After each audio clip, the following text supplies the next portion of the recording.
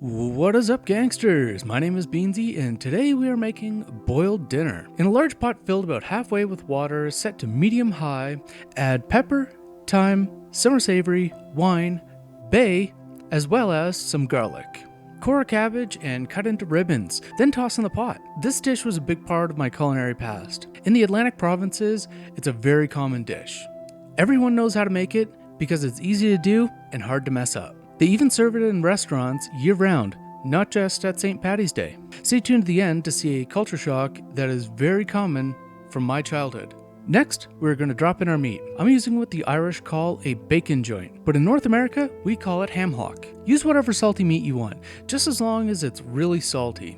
And if you want me to show you how to make corned beef from scratch, subscribe. Peel some carrots, or don't. Mine are ugly, so I peeled them. Top and tail, and then leave the pieces pretty big. This is part of the charm of this dish. If you really want to overthink this dish, you should stagger the timing of adding the ingredients. I rushed it and it turned out great. The end goal is to be able to mash any ingredient with a fork, but if you don't cook it to hell, it's still good. Next is an onion, or two. Top and tail and peel, and then into the pot. I've seen it. Usually it's quartered, but I like to slice it so it mingles with the cabbage. Any way you want. Usually I can't find it anyways. Same story with the celery as the carrot, but definitely don't peel it, but do leave it in really big pieces. Top up with boiling water so you don't slow the cooking process, and to give yourself some room for the spuds. Now we all know Bud the Spud from the bright red mud rolling down the highway smiling. Peel some potatoes. You should do this, otherwise the peels can come off and it gets awkward. Leave them whole if you have the space, otherwise just half them. So the top guy in food history,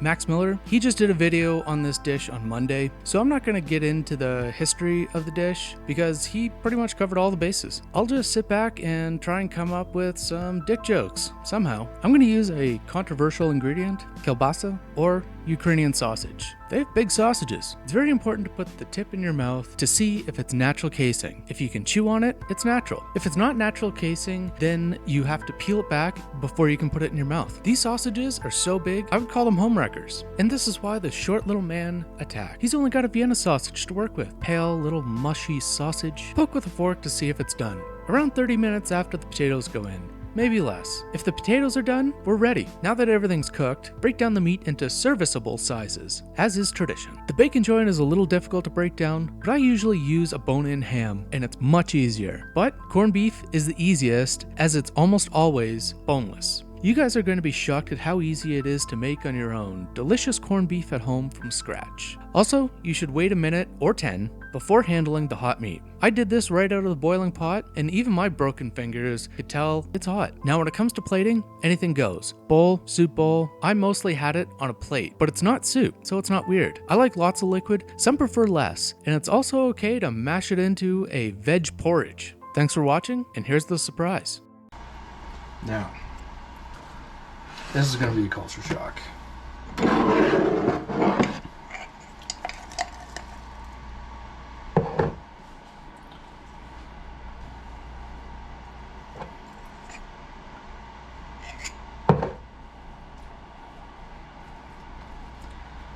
This is extremely common where I come from.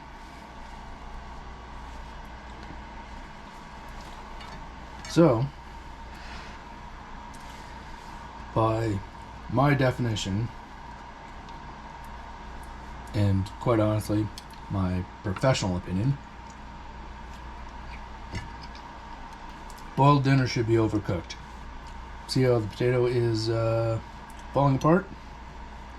You can pretty much mash the celery and almost. So the carrot isn't overcooked enough. Should be able to mash the carrot. There we go. Point being, should be overcooked.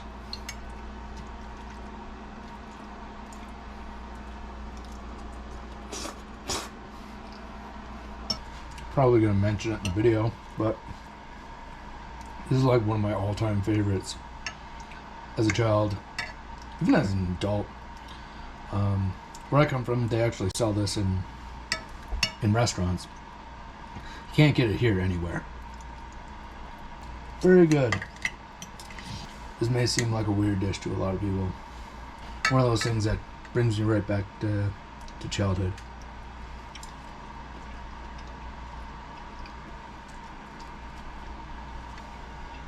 And it's so good. Everybody enjoys it. I made it at my sister's, and some little kid came over with her parents, of course, but they apparently she's a picky kid. She rather enjoyed this. I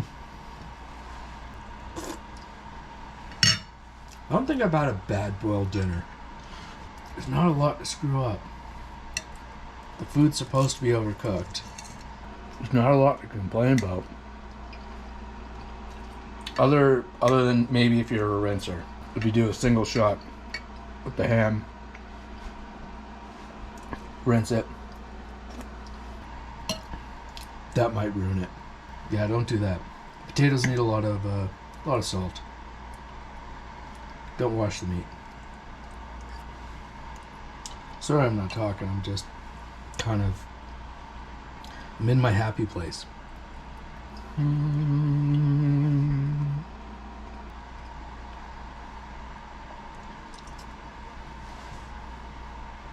I don't know what to say. I'm just happy. Kielbasa isn't a normal ingredient. You can put whatever sausage you want in it. That doesn't matter. I specifically chose kielbasa because it's Ukrainian sausage. Alright, I'm going to stop here. I'm going to have more peanut butter and bread and finish eating this. If you were looking for what I was going to do with those potato skins, check the link. Peace, guys. That didn't go well. Come and got me down. Oh, would you kindly? What a wonderful guy. Hack and whack and chop that meat. Pop, pop, pop. 60-minute man. And you want me to... As it almost...